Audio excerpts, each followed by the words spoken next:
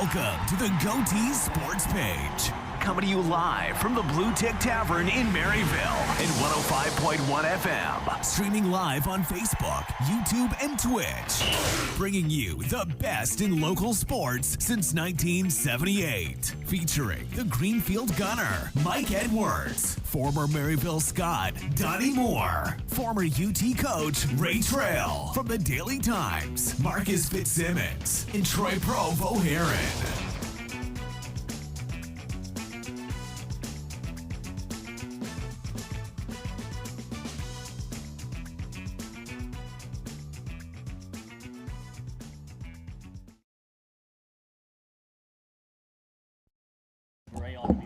Hello, everybody, and greetings from the Blue Tick Tavern in downtown Maryville.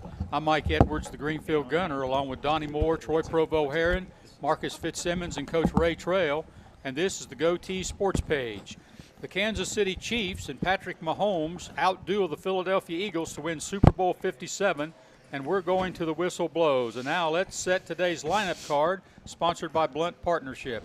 It's the University of Tennessee Sports Report, sponsored by the Cherokee Group and the Klein Dental Arts SEC Notebook with volunteer football coaching legend Ray Trail, Daily Times sports editor Troy Provo Heron, and veteran sports writer Marcus Fitzsimmons. UT basketball will be featured today. Carson Newman assistant football coach Tony Iruli will join the Goatee Sports Page crew. Donnie Moore will announce high school scores from around the area, and then Mark It Down with Marcus Fitzsimmons, sponsored by Mandy B. Street Realty, features Seymour girls basketball. The Anderson Lumber Company High School Player of the Week segment will be in the lineup, as Heritage Mountaineer girls basketball will be on the agenda. Donnie Moore and the panel discuss sports headlines from around the country before the Tennessee Smoky Spotlight shines on Super Bowl 57. And finally, the Bold Prediction segment will close out today's show as Carson Newman assistant football coach Tony Iruli will look back at the career of Major League player and longtime broadcaster Tim McCarver. And now it's time for the UT Sports Report, sponsored by the Cherokee Group and the Klein Dental Arts SEC Notebook, featuring former UT assistant football coach Ray Trail, Daily Times sports editor Troy Provo Heron, veteran sports writer Marcus Fitzsimmons. Carson Newman assistant football coach Tony Iruli is here with us. Before we get to Tennessee basketball, let's talk a little bit Vol baseball. Troy Provo Heron, last night the Tennessee Vols are in a classic tournament, I guess, out west. They lost to Arizona 3-1. Yep. Pretty good job on the mound. Couldn't muster any runs, though, huh? Yeah, and I don't think Chase Stolander was at his best yesterday, so I think that's promising in the fact that you still found a way to limit a pretty good Arizona team to 3 runs. So pitching-wise, I think everybody knew going into the season you felt pretty good about that. And I'm not ready to sit here and be upset about scoring 1 run. I mean, 2 of their better hitters were not in the lineup last night. You got the transfer from Cincinnati sitting out his 2-game suspension, and Maui Ahuna still working on getting eligible. They get those 2 guys back, and offense becomes completely different. So I think things are going to be fine, and an opportunity to bounce back against a really good Grand Canyon team today with a potential top 15 pick at shortstop. Yeah. Okay, well, they had some losses over there. They've had some losses on that team. But you've got 8 guys to replace. Yeah. In the 8 starters. Right. So my question is, that confidence this team had hitting last year, that was the key to a lot of wins. You don't have anybody to translate that confidence from last year to this year on the starting side. Yeah, How confident are those guys going to be hitting? I think they're going to be fine. I mean, I think you could make the argument that it was the exact same thing last year. They lost their entire infield last year, started an entirely new infield, and they started an entirely new rotation last year. So it's not like Tennessee and this group of guys isn't familiar with kind of reloading. They've been reloading every year, and I mean, that's the testament of a good team is how you do that. Yep. They've been good for 3 straight years now. And really, actually, they're really trying just to get over that loss to Notre Dame. Don't you think, Marcus, from in the tournament last year? No, there's nobody left. The pitchers, maybe. The pitchers can try to get over it, but there's nobody else that was even around for Just it. had to throw that in there. Didn't mean to, but just had to. Hey, Coach Trail, this past week, former Tennessee athletic administrator Gus Manning passed away at the age of 99. He served UT for close to 50 years.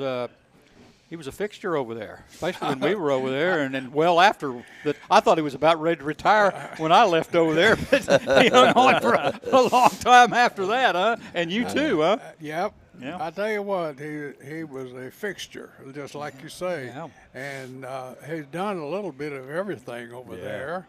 And my gosh, if you needed anything done, you see Gus. Yeah. You know, I mean, and no matter what it was, you go see Gus, and he'd take care of it. Yeah. And I tell you what, he was a remarkable guy, and he loved the University of Tennessee as much as anybody I've ever known. Yeah. Well, And he he saw just- a lot of great games, and he was around a lot of great coaches in all the different sports. So You just don't see people that's been at a place No. as long as he has been in, Yeah. you know, in multiple roles too. Oh yeah, oh I Lord! mean, he just didn't do one thing. When he worked for Neyland there, I mean, he was just about the boss of the whole place. Yep, And yep. all the way through. If you wanted anything done, you talked to Gus. Yeah. Yep, yep. No matter if it was basketball, track, whatever. You know, Gus, when I was over there, Yeah. Gus was in charge of the athletic department football tickets. Yeah. You'd go over to Stokely Athletic Center the week before the game, and you'd go to Gus, and he'd say, "Okay, here's your one football ticket," and all those tickets were on the 50-yard line. Yeah. They were prime tickets. Yeah. Well, some of us found out that, well, crap, one ticket, we can't get our date in. Yeah. So we'd get somebody else's ticket and get somebody else to go over there for us. And so I ended up with 2 tickets one time. And Gus calls me over and said, "Hey, Edward, you're allowed 1 ticket, and you've finagled me around for 2 tickets, so you can go down to the student union from now on and stand in line and get your football tickets and enjoy those seats up in the upper deck." So that was sort of got you. so my date and I sat up in the upper deck for a lot. It got cold up there too in November, I'll tell you. Well, that's why you take your date. Get close, yeah, get close, I guess. Hey, the other thing that he did was back in the day, I guess, when we were all over there, he would take all the concession money after the football games in the trunk of his car to Hamilton Bank. Yeah. Now, Coach Troy, how tempting would that be? I mean, what's a few dollars here and there? Oh, I mean, I don't know, but- there's nobody accounting for anything, huh?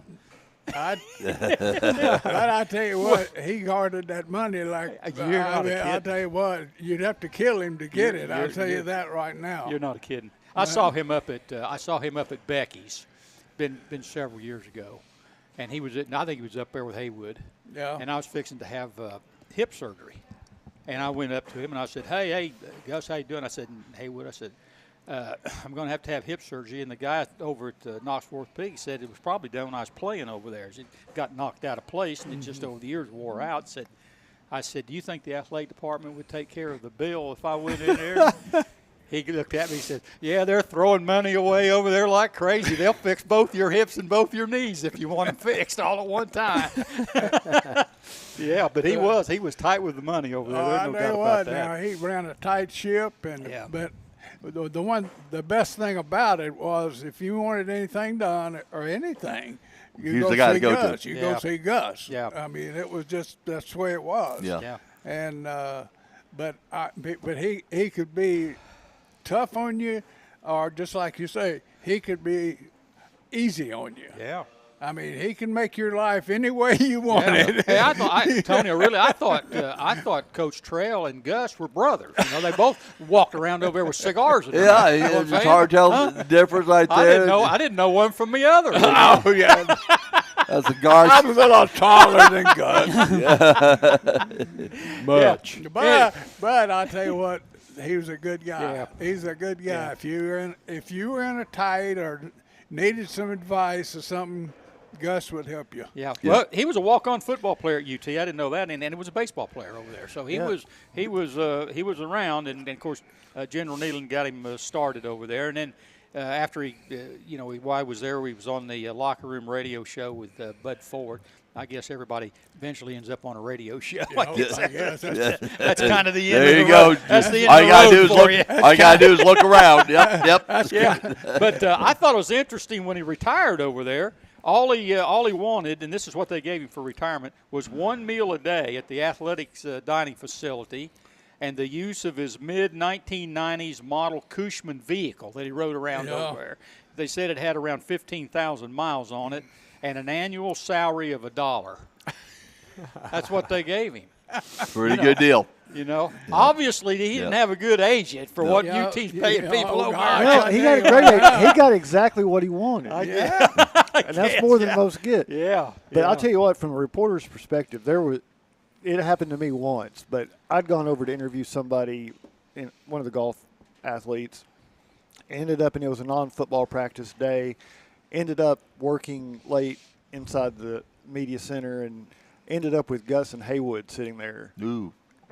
And we must have sat there for an hour. I don't think I said maybe 2 words the entire time because it was just story after story after story.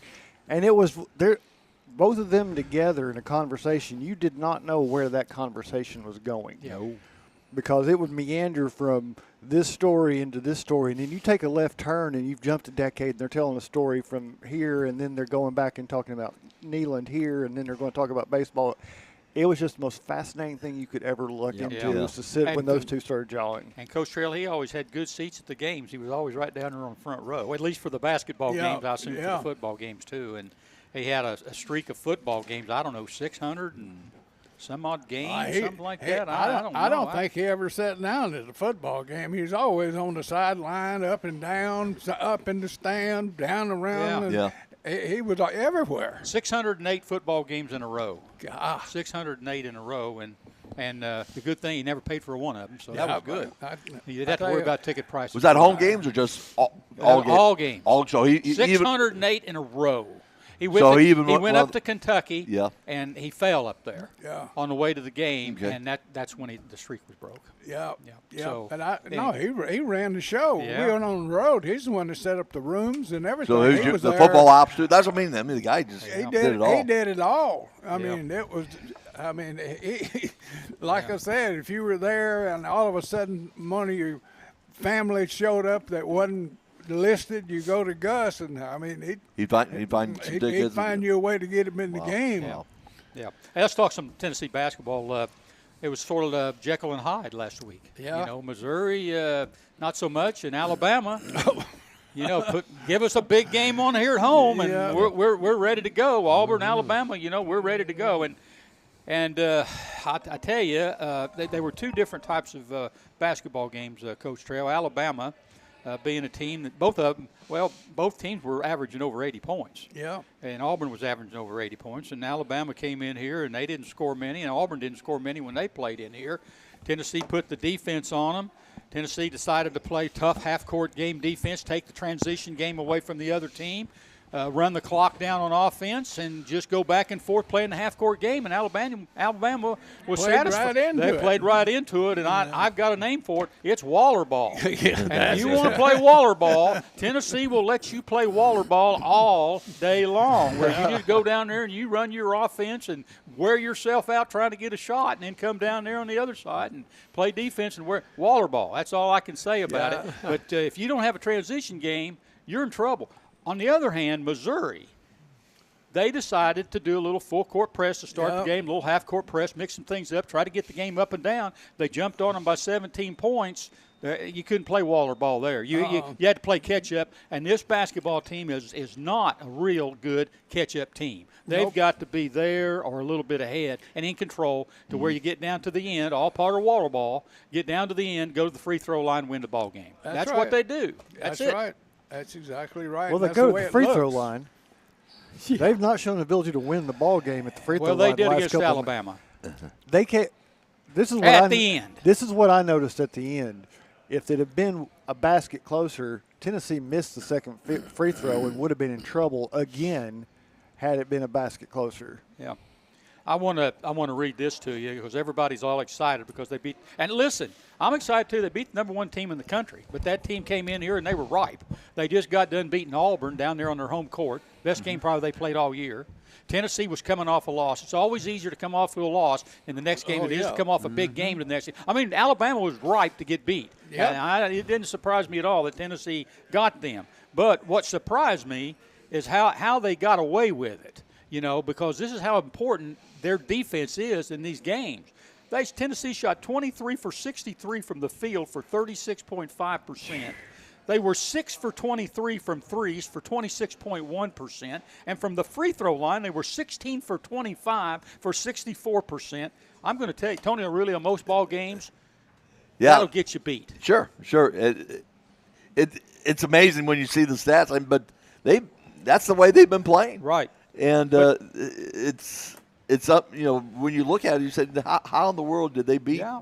And Well, that tells you how bad Alabama played. Yeah. I mean, the first half, I don't think that Alabama. I mean, had there's over 20 points. truly not a number one team. But Troy, Right. Troy, I'm going to give Alabama, I'm going to give Tennessee a lot of credit here. They forced 19 turnovers, and they converted 20. Out of those 19 turnovers, they converted them into 26 points. That's the ball game right there. Yeah. That's pretty much the game. They took Alabama completely out of their offense. They got into they were uncomfortable, so to speak. They didn't have any rhythm. No. Yeah, Alabama had no rhythm the entire game. No. At no stretch. And that was really important because I think if you look at the last two games, if you really look at the last 2-3 weeks, I think people, and I was probably one of them who thought, this top-ranked defense is starting to decline a little bit, and especially against Missouri and Vanderbilt when you look at those teams hitting some tough shots and you think, well, before those two games, they were on pace to set the Division I basketball record for lowest three-point percentage ever allowed, and obviously you kind of felt like that was going to even out a little bit. So, okay, if teams are going to start hitting shots now, are they going to be as good defensively? It was a tremendous, I think, effort from that defense to say, hey, we're not done here yet. We're still the best defense in the country, and we're going to show it tonight. And a large, large part of that goes to Jahmai Mashack. What a start. What a way to shut down by far and away the SEC Player of the Year in Brandon Miller. 4 points when he was on the court. And if we're being honest, if Jahmai Mashack doesn't play in that game, Tennessee loses by 15 points. Yeah. Well, I don't know if I'd go so far as say 15 points. Well, he scored 11 points in the 13 minutes that Jahmai wasn't on the court. After the Missouri game, and they looked like a tired team to me defensively when they lost to Vanderbilt and they lost to Missouri. But I guarantee that Barnes came in there and said, well, if you've got this schedule left, it's a tough road. You can either decide to play on the defensive end or you're going to be in trouble. And they came out and they played. It looked like the Auburn game to me. Mm-hmm. That's what it looked like. It just looked like the Auburn game. Shooting percentages maybe a little bit better, but they just played lights out on defense. And we talked about this before. When you're playing these pro-type offenses, it's a one-on-one game, and it's post up inside, and there's not any plays running. No. You're going out and you're recruiting talent, and you're going to play the pro game one-on-one and inside. And if you get in a game with a great defensive team performing like Tennessee performed the other night, you're in trouble. You don't have any go-to options. Sure. You either play one-on-one and try to beat them, and Tennessee did a great job of switching in their defense. It's not a hard defense to play against a pro offense. Yeah, you got a team back in the day running plays. That's a tough defense because every team's running different plays. But now you can go to a basketball game, and every one of these teams look like they run the same offense, Tony. That's right. And that's what tries them to attract players come from the high school into their into the colleges, saying, hey, we run a pro-style type of offense. We're going to be a quick path for you to possibly go to the NBA. Yeah. And so, therefore, when you start getting into, you take away that first option that they have, I mean, then if you're playing some good defense, you got a chance to be successful. Yeah. And the thing is with Tennessee, right now, you really don't know what you're going to get each game. No, you don't know what you're going to get today. Yeah. You don't know who's going to play today. You don't know who's going to be up today. Yeah. You're probably going to realize it's going to be a pretty physical game. So if you're a betting man, I'd have a hard time betting on a Tennessee game because you just don't know. If it's close to start and Tennessee plays like they've been playing, it's going to be waller ball all over the place. It's going to be ugly waller ball, and it's going to be in the 50s or 60s, and that's what's going to happen. But that's what they're built on. I don't know. You take Vescovi and you take Ziegler. Mm-hmm. And they hit big shots. And when they hit those big shots, a lot of people think, hey, those guys can really shoot the ball. But, you look at their stats. Both of them are shooting 38% from the floor. Not very impressive at all. I don't know how good of shooters these guys could be. But when you're playing the type of defense they played the other night, it's going to take away. I would say both of those guys, if they had more balance with their offense and defense, I'd say those guys would be shooting anywhere from – say 40 to 45% from the floor. But it's that takes a lot out of them, Tony. Yeah. And like we're all saying here right now, it's, to be able to play the competitive type of defense here against a team like Alabama and the teams that they're facing, I mean, they're going to be very aggressive. And that's what Barnes is. He's a defensive guy.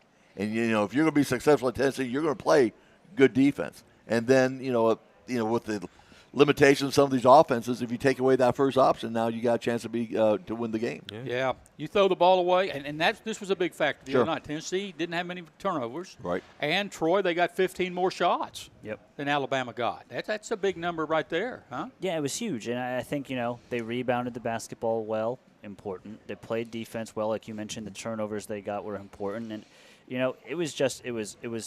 it was a game, obviously, Tennessee needed to win. I think if you lose that game and you go into Rupp today and you feel like it's a must-win game, it's a tough place to win at in a rivalry game. And so that was a massive game for them to win on Wednesday against Alabama. Hey, let me ask you this real quick. The end of the Missouri game, all right, was there something they could have done differently to prevent, that inbounds pass to go all the way down to half court and the guy, I mean, could they have doubled up or done something different? Well, there wasn't a lot of pressure down there. They pretty well just let him get the ball inbound and take it right on down there. I mean, the guy all they had was 2.5 seconds. The guy had a great look at the goal. Oh, yeah, and wide open. The sad part of it is I'm sitting there watching the game with my wife, and it leaves his hands, and I said, that ball's in. I mean, you could almost tell that the ball was going to go in. I mean, that's crazy, but there wasn't anything that just deterred him from bringing that ball up court and go towards the middle of the court and taking his shot. And Well, I don't think anybody thought Missouri, the coach at Missouri's done an outstanding job. There's no doubt about it. I don't think anybody thought that Missouri would win that basketball game Saturday. I certainly didn't. No. I thought maybe they'd put up a little bit of fight because, they've had a pretty good year, and they're putting a lot of numbers up on the offensive end. But I didn't think they would come out. And then – I don't know what's going on. I mean, they played a great game up here, veteran team, put together, didn't make mistakes, and then went down to Auburn and just absolutely got shellacked down there. Just weren't even in the game. So, but that's another situation, Troy, and in the fact that Auburn had been beat by Alabama, and Missouri coming off a big win, sort of like we saw up here with Alabama. Yep. It's hard to get your team up for that, Troy. It is. It's really hard, and I think. I think that's part of the SEC, and really it's just a part of college basketball this year. It doesn't feel like any team separates themselves from one another, and so you're going to have these moments where it really does feel like on any given day any team can win in a lot of these ball games. Yeah, I mean, this is clearly not a number one team. I mean, it's just a whole bunch of teams. It's wide open. Yeah, I mean, whoever's just playing well at the very end is going to win the championship, but it's wide open right now. Everybody wants to talk about the heave in the Missouri game that went in. Yeah. I don't know, once in a million shot, whatever you want to shot heard around the world. I don't know what you call it, but it's almost unbelievable that you lose a game like that and you lose the way you did at Vanderbilt 2 games in a row. But it happened. But I thought beat the number one team. I thought the big play in that game was when Ziegler fouled back. He fouled out back in the backcourt with a foul that was totally unnecessary. Sure. Because when they lost him, they took him away from shooting foul shots. Yeah. And I'm not so sure that he's a better free throw shooter. Well, he is. He's 85% from the foul line. He's going to get the ball. Vescovi's the second choice, but Ziegler's the number one choice that would have been going to the line there at the end of the game. And you probably wouldn't have been into that situation if that play hadn't happened. Of course, hindsight's better than foresight. Defensively, he's not going to get a straight running look at the basket with Ziegler back there. which is exactly what he got on that Exactly, shot. yeah. He would have been forced Little to bit more he would have containment. been forced to have made a turn out there between where he got the ball and where he put it up. Yeah. And Troy, Tennessee switching to a smaller lineup against Missouri. That brought them back. Yeah, I thought that was a big thing, and that's what I wrote about, the day after was, they've used so much of this two-forward lineup, and it kind of, in a way, especially when it's not Olivier and Nkamhoua as one of the bigs, it clogs up the lane. I think it really kind of muddles their offense a bit, and really even in the fact if you're playing a Jonas Adu, a Uros Plavsic, a Nkamhoua, a Toby Awaka, neither of those guys are a consistent offensive option enough to where it warrants having both of them on the court, at least to me. Look, I don't get paid $5 million to coach the basketball team like Rick Barnes does, so I probably shouldn't be telling them what to do. But none of those any combination of those four don't give them the offense necessary to go win a basketball game offensively, and I don't necessarily feel like the guys you put out there from a guard position, especially if Julian Phillips and Josiah Jordan-James are healthy, are any worse than those guys defensively. So obviously it's a little bit different now with those two guys being hurt, but if they're healthy, I maintain that the best lineup they could have is one of those guys at center, Josiah playing the 4, and even at this point now, I think I might put Jahmai in the starting lineup over Julian Phillips just because simply what he does defensively. And then obviously Zakai and Santi. But again, they don't pay me $5 million to make the lineup, so I shouldn't sit here and talk about it. Marcus, they got a tough road to go, and as far as the league is concerned, they're 3 games behind Alabama, and with 5 games to go. So Alabama would basically have to lose 3 out of 5. Tennessee would have to win out in order to win the league. And you mentioned last week that that's not going to happen with what they've got left. So they've got Kentucky away today. Going to be a good test. They got Texas A&M on the road next Tuesday or Wednesday. I can't remember which day it is. They've got Arkansas at home coming up, South Carolina. That's probably the only gimme game they got. And then they got to go Auburn to finish the year. So tough road, huh? Tough road, and I'm going to remind you again this week, South Carolina and the word gimme are not things Tennessee should ever say in any sport ever again. But this South Carolina team ain't as good as that other South Carolina team. But they're not even in the same state. And we saw Tennessee lose on the last-second shots twice in a row. So we're going to say that nothing's out of the realm. But I would not feel good saying they're going to win all 5 and come into the SEC tournament winning 6 in a row. I think it's more realistic that they're going to win 4 of the last 5, but you're not going to catch Alabama unless they just totally collapse. Yeah. And I mean, in a way, they've got 3 seen. of those games at home. Alabama's got 3 of those 5 at home, and 1 of those on the road is at South Carolina. Yeah. I think your biggest concern is not falling any farther behind because you're still in the race for second. I mean, it's not a guarantee. Right. A&M's going to that A&M game is huge. Yeah, next for week. deciding who's going to be the number 2 seed. Yeah, yeah. Coach Trail, it's up at Rupp Arena today in Kentucky. They won their game this week against Mississippi State 71-68. It wasn't an easy go for them down there, but they got a little bit of momentum going into today. But they haven't been they've been vulnerable at Rupp. I mean, Arkansas beat them up there pretty good, and South Carolina beat them at home. That was the real surprise. Well, the Kentucky team, you take that inside guy away from them, they don't have much. I mean, if that guy didn't get 20 or 25 points, they don't win. I mean, and then they get people work to get him in foul trouble and get him out of the game. And when they do that, they really don't have a replacement for him. Nobody close. You talk about a Jekyll and Hyde outfit when you talk about a deal here at Tennessee and you don't know what you're going to get from Kentucky's the offensive. the same way. Kentucky, they're that way. It's not a matter of just shoot. Their whole team, they're Jekyll and Hyde, the whole dang basketball team, not just a shooter. And Mike, in a matter of history, Rick Barnes hasn't been swept by Kentucky in the regular season in 6 years? Yeah. So Tennessee has that going for it today too. Yeah, it's a huge game. Did you tell Kentucky that? Hey, I didn't. I'll call give him a call real quick. I'll call Calipari. Let him know. I think you'll tell a lot in the first 5 minutes of this game. Oh yeah, if Tennessee comes out and they're playing that lights out defense right there, then you can go to the refrigerator and get a Coke because it's probably going to be Waller ball and it's going to be like watching a dentist pull a tooth because it's going to be somewhere in the 60s. But if Kentucky gets off to a fast start, Yep. Tennessee has to kind of play up and down a little bit. Could be a different story, but I think the first 5 minutes are going to be big. Oh, in this yeah. game, I agree. Yep. To me, a home game it's got to go your way early. Yeah. You know, I mean, you Gotta can't. get the crowd. You gotta get the crowd in it. That's You're right. right. You Right. got to Take their crowd out of it. That's what Yeah. happened in Thompson Bowling a couple weeks ago against right. Kentucky. Kentucky That's jumped on them right. early, And- the crowd never was And engaged Missouri in the the same game. way up until Never when they engaged came in the game. back. Yeah.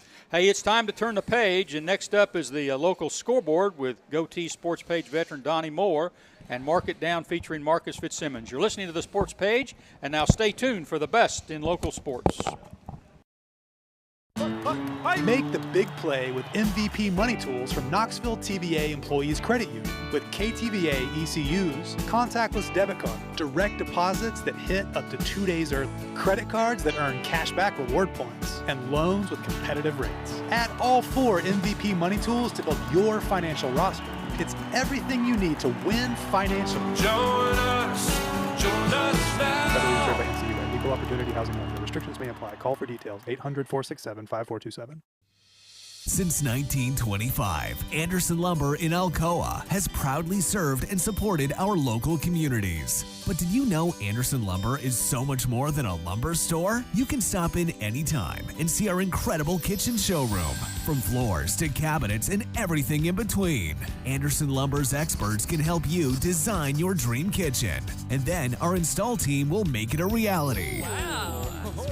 For anything home, we welcome you to visit Anderson Lumber in Alcoa or shop over 67,000 items online at AndersonLumberCompany.com. Anderson Lumber, since 1925. Aubrey's is known for real comfort, real food, real good. But remember, Aubrey's is also really into Blount County. Aubrey's Maryville has been a strong supporter of local schools and sports programs for more than 15 years. From baseball to football, dance teams, and marching bands, Aubrey's has helped schools and youth programs generate thousands of dollars. It's easy for us to do because it's the right thing to do. So the next time you're looking to choose a place to eat, we hope you'll choose Aubrey's. Real comfort, real food, real good. See what's on the menu at aubreysrestaurants.com. Merlin's Music World in Maryville is owned and operated by Dylan Davis and has been a fixture in Maryville since 1987. Guitars, amplifiers, lessons, sound system, and video system installations are products available at Merlin's. Merlin's also offers a 24-track digital recording studio featuring audio engineer Rusty Chambers. Visit Merlin's at 1920 East Lamar Alexander Parkway or call 977-0093.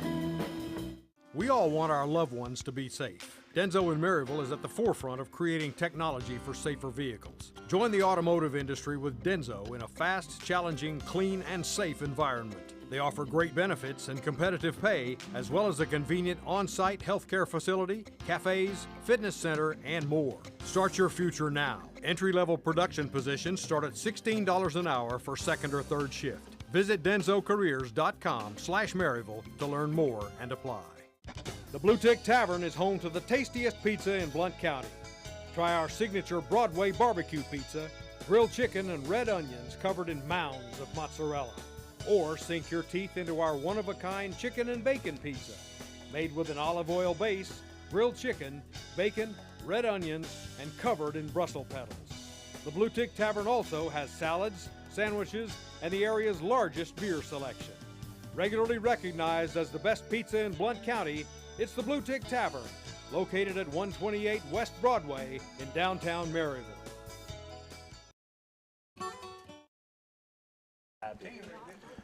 Welcome back to the Blue Tick Tavern in downtown Maryville. This is Mike Edwards along with the rest of our broadcast crew, and now it's time for the local scoreboard, sponsored by Mandy B Street Realty. Donnie Moore, it's high school tournament time. Wow, it sure is. Exciting days. I'm telling you, it sure is exciting, and we've got a ton of scores for you today, so I'm going to get right to them. The local scoreboard, as always, sponsored by the Mandy B Street Realty outfit. So high school basketball takes center stage right now. Let's start off with the District 4 4A quarterfinals. Happened on Wednesday. We got a couple of scores for you in that respect. A couple of girls' games over at Farragut. Number 3 Heritage versus number 6 William Blount. The Lady Mountaineers took care of Lady Govs in fine fashion Wednesday night, 57-31, ending the William Blount's season. And also in quarterfinal action on Wednesday night, number 5 Maryville took care of number 4 Hardin Valley, 46-33. So Lady Rebels moved on. And last night in semifinal action, number 3 Heritage beat the number 2 seed Farragut 50-45. So we'll talk about that game a little bit later on. And in semifinal action again, number 5 Maryville took care of the number 1 seed Bearden 30. I'm sorry. I think we got that one backwards. Take that back. I got that one backwards. Number 1 seed Bearden took care of Maryville 49-36, as Bearden has done in every game so far this year. 49-36. Bearden's undefeated on the season. Lady Dogs are getting some notice for that, and I guess we'll talk with the Lady Mountaineers about what they've got to do. Exactly. Yeah, so that one's coming up. They've got a tall task ahead of them. That's it. For those of you who didn't catch that, it's a subtle teaser that next segment after we get through, when we bring up the Anderson Lumber Player of the Week. That's exactly right. Moving on to some District 4 semi-action in the A classification. Midway beat Greenback 44-35 in girls action, and in boys action in the 4A classification, District 4, Harriman beat Greenback 62-55. District 3 3A action, Seymour took care of Carter 70-19, and we'll get to that. I guess that's what I said, Ray. 70-19. That was over at Carter. Carter had a home game, but they didn't show up as the home team on that. Yeah. District three scores without extra points or something. Yeah. 3 scores and 1 extra point. Exactly.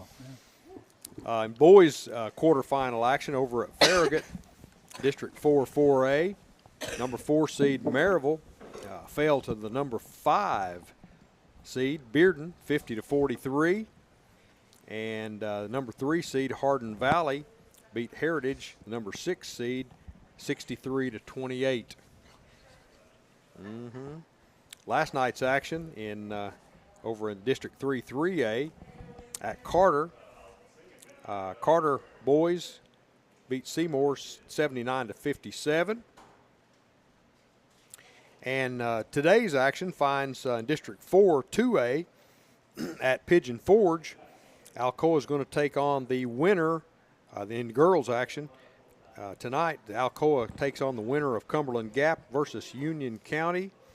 And also over at Pigeon Forge tonight, the boys, Alcoa takes on the winner of Pigeon Forge versus Cumberland Gap. Yeah.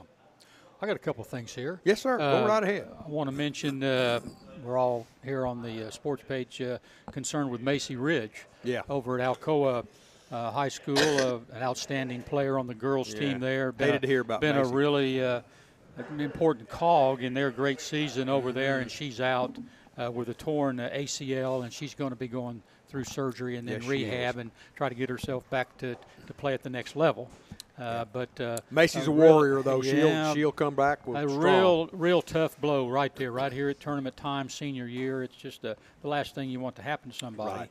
And I want to mention a guy that played for me at William Blount High School, Jeremy Henderson. Yes. Jeremy is the head basketball coach up at Sweetwater High School, and he's got his team in the tournament final. They beat Meigs County last night. Good. And they'll play, I don't know who won the game between Loudon and Kingston, but they're going to play that winner, I think, next Tuesday night. So congrats. He's done a great Jeremy. job up there. He's the head basketball coach and the athletic director at Sweetwater High School. Hats off to him and his squad. Exactly. Yep. Congrats. Thank you. Well, that is all for the local scoreboard, sponsored by Mandy B. Street Realty And you're listening to WKCE 105.1 FM and 1180 AM Mid-Century Radio. Now I'm going to kick it over to my friend and veteran sports writer Marcus Fitzsimmons for his feature, Mark It Down. Are we friends today? I As always. Sometimes we're buddies and sometimes we're friends. I just wanted to make sure I got You got here for early setup today to set everything up. You're his buddy today, Marcus. Okay, huh? that's it. If I make it by 9, then I'm a friend. If I make it after 9, I'm a buddy. Yeah. Well, thank you, Donnie. Anyway, we have special guests in this morning, and Seymour Lady Eagles are joining us, and longtime visitor that we enjoy having every time he comes back here, whether it's a player or as a coach. Coach Greg Hernandez is joining us, and he's brought a couple of the players with us to join us this morning. Coach, Donnie mentioned the score. We'll start with that. But number 1 seed in 3A, you're going to the tournament host is who you're playing, the number 4 seed, and you come out with a 70-19 win. I think you gave up 1 field goal in the first half. That's an interesting game to try to coach in tournament time where everything is about momentum. What was the biggest challenge for you on Thursday? I mean, obviously, just making sure that we weren't complacent. We had a good week of practice. Made sure we were focused and understanding what the task was at hand, just going out there and executing. There was things that we needed to work on. It was our only game of the week, and obviously you don't want to get, rusty or anything like that in this time of the year. So we wanted to make sure we came out fast and came out and set the tone and kept it very basic offensively and defensively in what we wanted to do. We executed at a high rate, and obviously it came out to that result. You get to go all the way down the roster, which is a good thing because you get to play some people and nobody has to wear themselves out that first round. But that's opportunities to get some people in and see some things. Is that what you really want to be doing, or would you have preferred to have maybe tested the starters a little bit more? No, I mean, we had a game plan, obviously, in the first half to come out, obviously put some pressure, try to turn them over, just try to flow offensively from defense to offense, and then getting right back into it and defensively, from whatever we did offensively. And then, obviously, too, in the second half, we didn't press anymore. Third quarter for the older girls, for the varsity group, was mostly, hey, let's work on half-court defense. Let's make sure they don't get any clean, easy looks. Let's rebound. Let's run in transition. And then, obviously, late in the third quarter, after a couple girls hit some shots that, needed to see the ball go in, obviously we started to sub. And, it was not, our JV group at times this year has struggled, when they've gotten in varsity games. But then they came out and, they scored 14 points in the fourth quarter. I think they went they hit, obviously had 7 baskets. They were probably like 7 for 10, 7 for 11 from the field, so it was good to see them go out there and have some success as well. Just obviously shows that, the amount of work they've put in is starting to pay off for them. Well, you brought 3 players with you. Let's do some introductions. Tell me a little bit about each one of the girls you brought with you this morning. To my left, I have Kaden Russell, junior point guard for us. She has to deal with me the most, obviously being the point guard, having to run our offense, and then obviously, too, at times having to guard the other team's best player. Then I've got Kaylin Schultz, a wing guard. When Kaden's not in, she'll run the point for us at times. Has really grown her game last year from being a 6th, 7th man to now a starter playing major minutes. Has continued to improve as the year's gone on, and was first team all district this year. Very proud of her and her game and how she's developed this year. And then obviously Bailey McCoy, our senior, one of our 2 seniors. Basically are one of our leaders. Bailey's class set the tone for the basically for the program where it is today. This junior class has taken it to the next level, but. If Bailey's been our glue in regards to Bailey's not the biggest, but she's tasked with guarding obviously the biggest girls, especially in our county, in our district, in our in our region. And Bailey does a little bit for us offensively, does a little bit for us defensively. She's positioned herself to play at the next level because of the contributions that she's done for us here at Seymour. Well, we'll pick on Kalen first because that just seems like the natural way to do. Kalen, you got the big win, but now you have this 4-day break until Monday night where you get to play Northview, which is a team that's been competitive with you all. What does the team do? How do you keep focused over the 4 days? What do you kind of do to stay relaxed and get ready for a game like that? Basically, I mean, a bunch of us go to the gym almost every night and get a couple shots up every night just to stay in the gym and, like Coach G said, not get rusty. So just staying in the gym and kind of staying calm and not worrying about, like, all the media outside of it and just staying focused. When you got President's Day, so it's also a day off from school on Monday, which throws another twist into it. Do y'all do anything special to try to get together before that with the off day? We always have team breakfast every morning, or that we don't have a school, and we'll go have shoot around and just focus on the game. Who gets to decide on team breakfast? Is that a senior thing, or we kind of all decide together. Group text? Yeah. Okay. Coach just sends the money, and then they go where they need to go. They just need to bring the receipt back. Well, Caden, Coach mentioned, brought you in is with the good introduction there. Working for a big coach like that, you're the guard. Do you make him get down there and show you what he's actually trying to get you to do, or? Not really, no, but probably should sometimes. He looks like it'd be interesting. If you can shoot over Coach, you can shoot over anybody, right? Yeah, probably. What do y'all look forward to out of Northview? What's the challenge, the biggest matchup challenge you all have for them? Probably just stopping the ball, getting to the post. They have big posts that we can stop it, but yeah. And then I'm going to pick on Bailey last. And this is fun for me. Looking at this team, I saw some pictures on Facebook earlier this year, and there's a moment where on the floor it looked like there were two sets of sisters on the floor at the same time.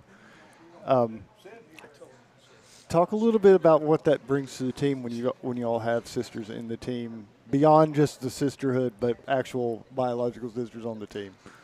Sometimes it makes it hard having sisters on the team because me and my sister are very different. So there's sometimes like arguments and headbutting there, but I mean, we get along pretty well. So I think it brings a new element of family to the team because we call ourselves a family anyways, but having that too makes it more real.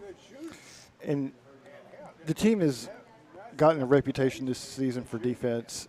How much of that is part of the program and how much of that is just this particular class and team that's kind of putting that defensive effort together? I feel like since my class and the class under me, we have set like a new tone and made defense the focus and been more about team. And I really love that about this program, that is our focus and like we all really love each other. And well, I'm going to guess there's some big aspirations on there because you've got a district championship game coming up. That means you already got a spot in the regions to play for. You know, when you start looking at some of the signs and banners that are in that gym in Seymour, you know there's been some past success out there. Do you all have that in your mind as where you're going, as where you want to be? Oh, definitely. Our goal this year and last year, our goal is to make it to the state tournament, but we realized that we have to go one game at a time. So, Coach, it sounds like you're exactly right. You got the right pieces in place here. What's the biggest challenge coaching-wise for you to keep them on track for the district title game? You know, obviously just making sure they're locked in and understanding, you know, what the scouting report is. And, you know, obviously Northview being a familiar foe, they've returned everybody but one. We returned everybody but one this year. You know, they know us, we know them. You know, we are currently on a kind of a winning streak versus them, but that's not, you know, I said that's not our focus. Our focus is just making sure that we're good at what we do. Trying not to get too caught up and focused on what they do. You know, just making sure that we take away their tendencies and making sure that their best players have to earn it. And then two is just making sure that, you know, we're in the right headspace, making sure that we're doing this for one another. and also just making sure that the way that we're preparing, that we're not doing too much, but then also staying fresh and making sure that we're on the right track and making sure that we do what we need to do to put ourselves in the best situation to keep playing. You know, I mean, obviously, you know, we're guaranteed 2 more. You know, then we got to go buy 2 more. You know, so that's our biggest thing right now is just making sure that we continue to put ourselves in a position to earn it, because, you know, we feel like, you know, we've put a lot into this year with our schedule and the challenges that I've put out in front of them, and they've persevered. You know, I mean, I told them at one point, I said I wouldn't have wanted to play that schedule. You know what I mean? But I'm just proud of the way that they've continued to improve daily and continue to listen to me, and I'm very fortunate to have this group and to be in this position again. So obviously you don't take it for granted, so we just want to make the most of it. Well, you've got something kind of interesting because, you know, it seems it varies year to year and region and district. But if you've understood this correctly, you win the district, you get to host the region tournament. Yes, sir. So you got a lot to play for on Monday because being at home with the regional, that's a huge thing. And I know that you tune in every Saturday morning and listen to this show. I know you're a religious listener. So you've heard Big that, fan of Troy Provost. Yeah. We all are. But there's twice in the last 6 weeks we've had teams mention that the worst thing about playing at Seymour is the student section behind the goal. That is – so I just want to get a coach's perspective. Do the students show up for this team, and are they loud for this team? You know, obviously throughout the year it's hard, you know, I mean, to get students to come out early on. But as the year goes on and they understand the energy starting to turn towards postseason time, and the way – kind of got lucky with the way I scheduled this year. We were on the road early a lot and often, and then at the end of the year we had a lot of rivalry games at home. You know, we went to Sevier County, GP, Heritage, where, you know, there's a lot of animosity both ways, and kids sort of show up for those games. And I still haven't gotten a chance to see, but I heard that they gave Rick Howard a pretty good time, pretty hard time. So I know Rick probably didn't enjoy it too much, but I didn't get to see it. Obviously, I was too focused on the game, but I know Rick did get a hard time from our student section. And we're going to say, as a little bit of a preview, he's sitting right behind you right now. I've heard that they were here today. So we'll let you be guarded. And it was good. It's a good segue because, Caden, I want to ask you about this one, but getting the win over Heritage as a way to go into the postseason, that had to be a good confidence shot for this team because you're beating a good team that's the classification up, and it's a rivalry game. Yeah, you know, beating Heritage was kind of something big that we all wanted, and Coach G kind of just before the game told us, you know, we just have to take it a little bit at a time, and for us getting that win, it's really going to help us in the postseason. I don't think so. And it looks like it translated. I mean, 51-point win is kind of convincing. Yeah, you know, just being able to get that win, it just kind of gives that mindset that we're capable of a lot more than what we showed in the very beginning, and it's just going to continue to push us. And Bailey, leadership was in a game like that, because you've had some big wins over Carter already in the regular season, but when you've got that kind of tournament win, for the seniors, is that a chance to kind of, when Coach was talking about the JV being on the floor, do you all become coaches in a way, or are you just yelling support? I would say we're more so supportive, and we leave the coaching to him, but we do get excited. You know, if they score, someone makes a big play and hits a three, the whole bench goes crazy, which that's pretty exciting and fun. So. Well, and I'm going to embarrass you a little bit here, because you didn't. I'm going to guarantee you didn't know this when you came in this morning. Coach said this, but when you walked in, I thought maybe she looks a lot like somebody I used to cover, and so I had to ask Coach, is her mom's name Tracy? And if you don't know this, I actually was a manager on the team where Tracy Spires was the point guard for Seymour, and we actually got me thrown out of a game because she was fouled, and I put it down as the 5th foul on the Northview player, and the Northview book said it was 4, so they tossed me from the game. for being a student manager. So you come work the book whenever you want. I keep a really good book. Apparently, I don't think I did it after. I don't think we did it after that season, but it watching some of the film and watching some of the stuff you have online, I think you play better than your mom. Well, thank you. Just don't. We won't tell her because she wouldn't be listening, right? No, surely okay. not. Okay. Well, guys, we appreciate you all coming in this morning and visiting. Wish you the best of luck against Carter. We got some spots before baseball really gets going. So, if you get to the state tournament, maybe we can get you back here and talk about it before you get to go to Murfreesboro. Hey, listen, hopefully that's an opportunity we have. Well, if you can pull that off for us, it'd feel a good spot for us. If Troy gives me a good heads up, a couple days in advance, we can definitely make sure it works. All right. Well, we wish you all the best of luck, and thank you for coming in on Saturday morning during the break in the tournament, and we wish you the best of luck.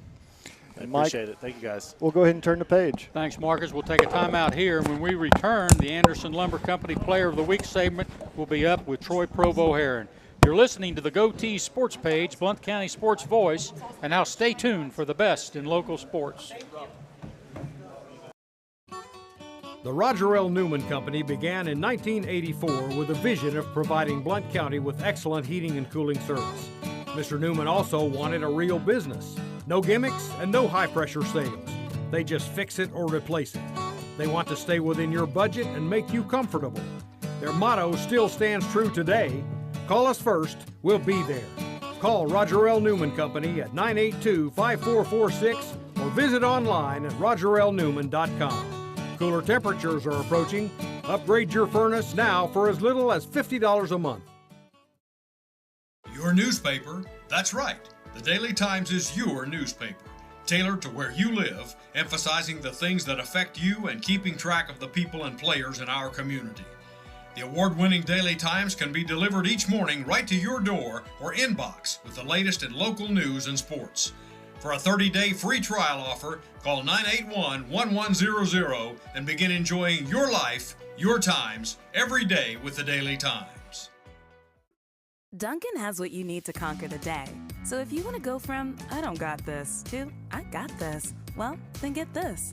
A bold, smooth espresso drink from Dunkin'. Like a layered velvety caramel macchiato, a rich chocolatey mocha latte, or a creamy non-dairy oat milk latte. Because this day isn't going to conquer itself. No, you're going to do that. Take a sip of You Got This with Dunkin' Espresso drinks. Order ahead on the app plus earn rewards. America runs on Dunkin'. Price and participation may vary. For over 50 years and 3 generations, the people of Blount County have trusted Stevenson Tire with their vehicles and their families. Our mission has always been simple: to provide quality products at reasonable prices with exceptional customer service. Featuring tire products from Michelin, BF Goodrich, Uniroyal, Bridgestone, Firestone, and Yokohama, Stevenson Tire also offers alignment and brake services at affordable prices. Stevenson Tire Company, 2411 East Broadway Avenue in Maryville. Call 983-1621 or online at stevensontire.net. Waters Equipment is your East Tennessee New Holland agriculture and construction dealer.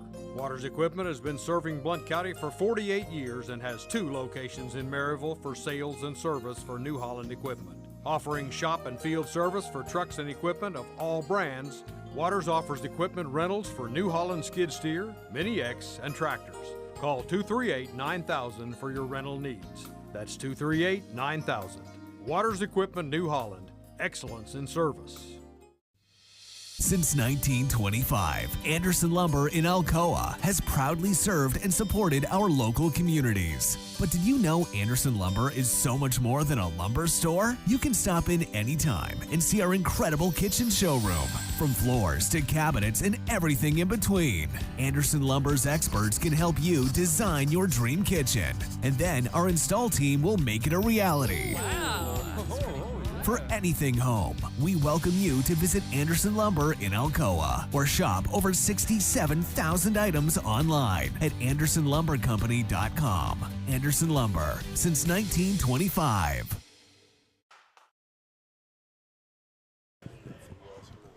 Welcome back to the Blue Tick Tavern in downtown Maryville. This is Mike Edwards, and it's time for the Anderson Lumber Company Player of the Week segment with Troy Provo Heron. Troy, we talked about the tournaments are going on right now, and teams are playing for regional seeding and they're playing for tournament championships, and there's a lot on the line. But I want to mention a thing or two here. You know, these kids that are playing these tournaments, you know, they're playing for memories. You know, and a lot of these kids, they'll remember these tournament games and big instances that happened for the rest of their lives. And sometimes you can get bogged down with awards and trophies and things like that. But when you get our age, like Coach Trail and Donnie and myself, you know, those trophies, they get put in closets and get sold in garage sales and all that. But we can sit here every Saturday and we can talk about all the memories we had, you know, playing in college and high school and so forth. And that means a lot. And you got a team in here that's playing for some of those memories right now over at Farragut High School. So I'll turn it over to you, Guy. We did, and we're joined by Heritage girls basketball coach Rick Howard, Jay Coker, and Carson Swaney. And boy, did they make a memory last night. The very first win for Heritage at Farragut since February 21st, 2009. And, Coach, I want to start with that. Just as soon as you walked in the locker room, you heard this loud roar. Just kind of what was the message that y'all had about wanting to beat them on their home court last night, and how good did it feel to accomplish it? It was a great feeling, and I know my young ladies thought we should have beat them over the last time we played them. We just didn't. We shot 29%. But we just battled, and I think my kids, they just were excited about getting in the championship because I think this team really expects to beat Bearden Monday, you know. So it's not we think we can. It is we can, you know. And it was just it was great walking in that locker room and celebrating with them.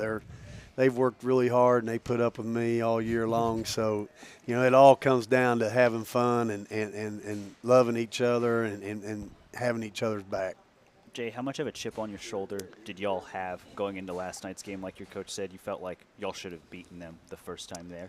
Yeah, we knew we should have beaten them.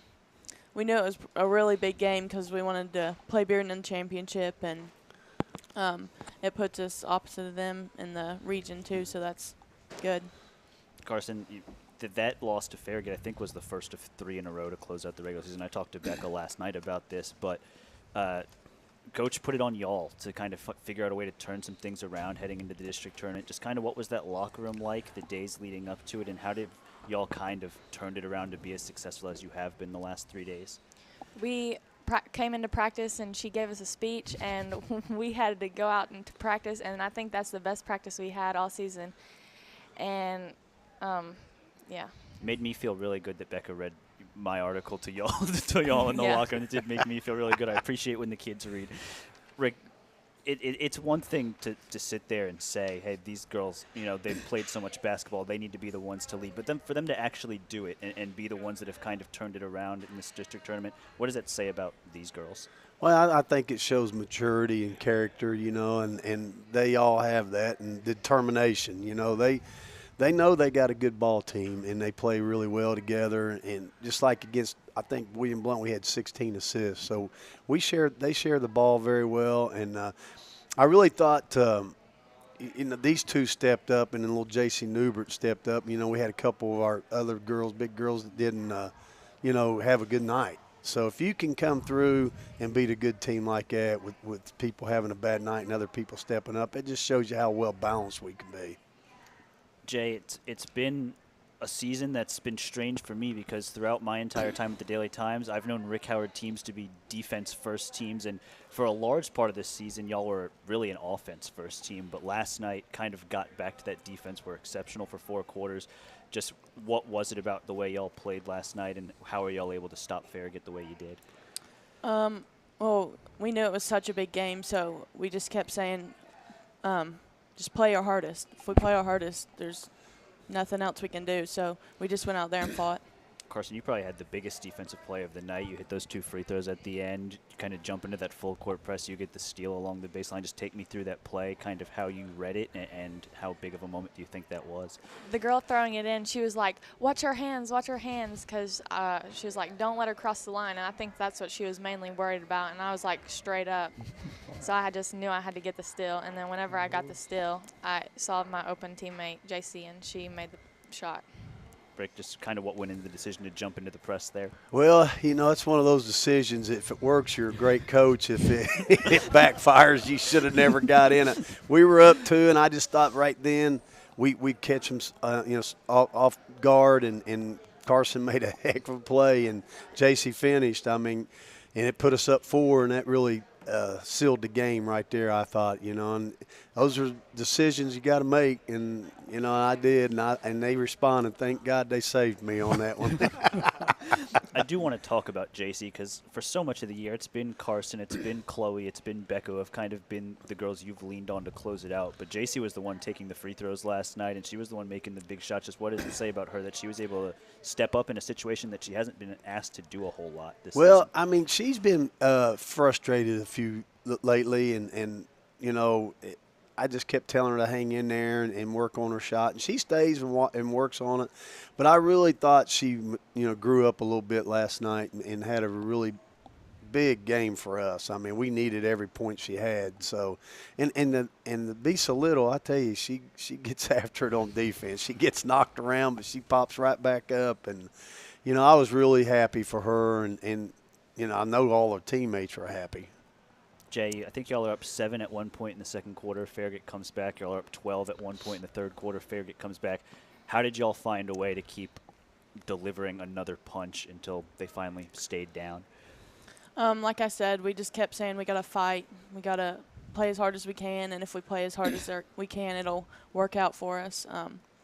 Just defense. We played great defense last night. Yeah. Carson, what was that celebration like after the word? And do any of your teammates have a lost voice or anything like that today? It was great. I mean, we just all celebrated in the locker room. I don't know if anybody has a loss of voice, but probably somebody does. Rick, just to win that game, and Jay mentioned it, to win that game and stay opposite of Bearden. Obviously, you guys don't want to sit here and say anybody's afraid of Bearden or anything like that, but they have won 52. It makes 52 in a row. It does make your job a little easier to get to state if you avoid them in a semifinal. Just how big of a win was last night? It was big. You give yourself a chance to get in a championship against them at first, and then you stay away, and you might see them again in the region championship, and you're in the sub-state. So, you give yourself a chance to see them in the championships and still be able to move on. So, but I think we're going to break that streak. I really do. Jay, he mentions that y'all have been one of the very few teams that have threatened that streak this season. What has to change on Monday night to make sure that y'all kind of do that like you came so close to a couple weeks ago, and I think you lost by 5 at Bearden? We got to play good defense. Just being good help defense, help each other out. And, yeah. Carson, you play mostly on the perimeter. Their main perimeter players, Natalia Hodge. I don't know how much you'll guard her or anything like that, but what do you remember from the first 2 times you played them about how difficult they are to guard out on the outside? She just likes to drive a lot, so we need to make her shoot more threes. And whenever she's mad, we can make her mad. She just goes out of control. Rick, the one thing that I think everybody knows about Bearden is Avery Treadwell, and it kind of feels like anytime I watch them play, she gets 15, 20 rebounds. How important is it to kind of battle her on the glass and make sure she doesn't do that? Even if you battle her on the glass, they don't call over the back. I've been on them for 4 years. I mean, she just reaches over, and she's on the back, but they won't call that. They did against us over there, and we got her in foul trouble, and that's the way it should be. Mm-hmm. Just because you're 6'4" don't mean you don't go over the back.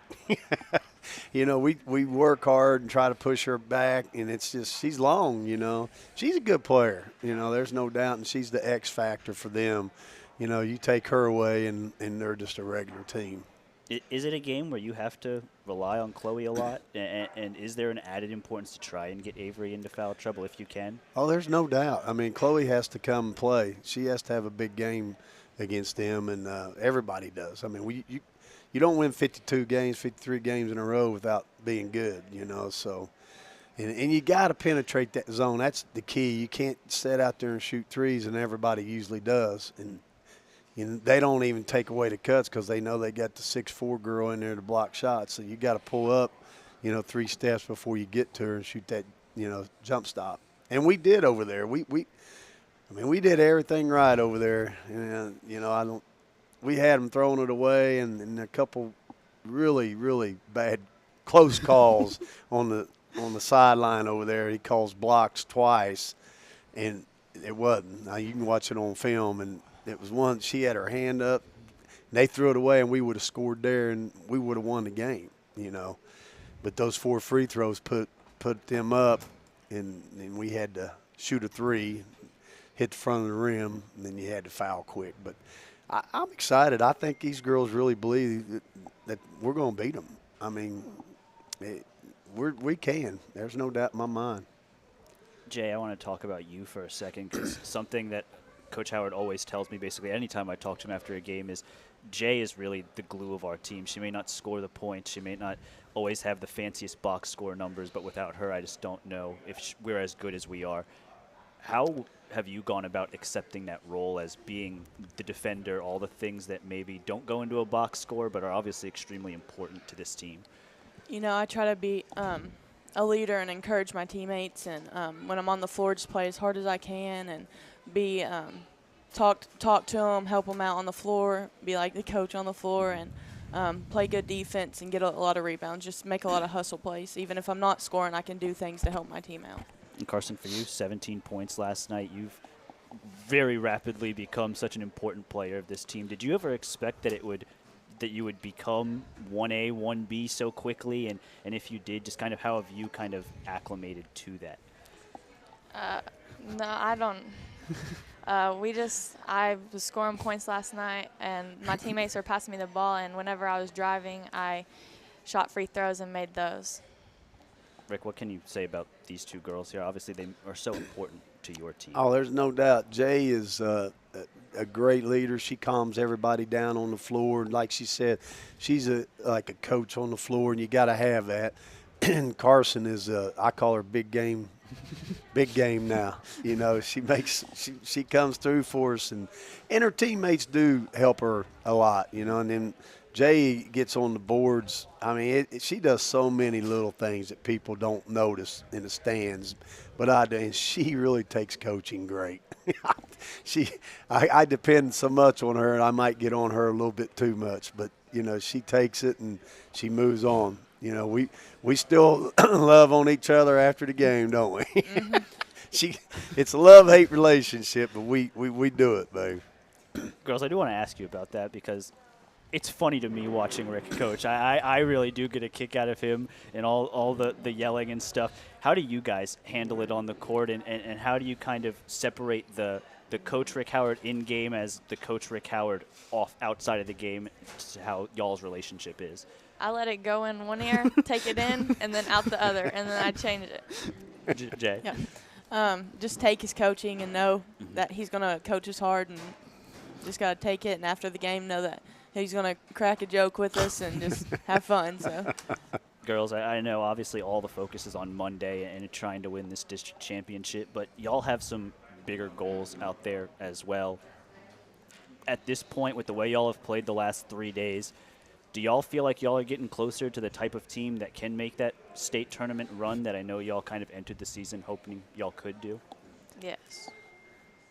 After last night, I think that was a really good game. It built our confidence and is going to help us the rest of the season. Rick, as a coach, how do you balance that? Obviously, like, you want to win championships and you want to win the district, you want to win the region, all that stuff, but you kind of also have to keep the bigger picture in mind, don't you? Right. I mean, you know, if you stumble in the championship, you just got to shake it off and keep moving. You know, you got to advance. That's all. That's what this late year, just advance. I mean, you know, championships are great, but, you know, getting to the big show is the whole big picture here, you know. So I think these young ladies are excited about it, and they'll forget about last night when we practice tomorrow, and I think we'll be prepared. Well, we want to thank y'all for coming in this morning and talking to us. Wish you the best of luck on Monday. We want that streak to come to an end here at the sports page, and we hope y'all make it happen. And back to you, Mike. Thanks, Troy. Coach Howard, you're a pretty tough, no-nonsense guy. Is there any chance in Hades that you could adopt Troy and try to get him straightened out a little bit? I was just thinking about that. That'd be a full-time job, wouldn't it? You ain't got enough time for that. No, I got my hands full now. Hey, have to retire to do that. Good to see you and good luck to you. Okay, Coach, thank you. Hey, time for a break, and when we return, it's Sports Headlines with Donnie Moore and the Tennessee Smoky Spotlight. You're listening to the Go Tees Sports page, and now stay tuned for the best in local sports. Aubrey's is known for real comfort, real food, real good. But remember, Aubrey's is also really into Blount County.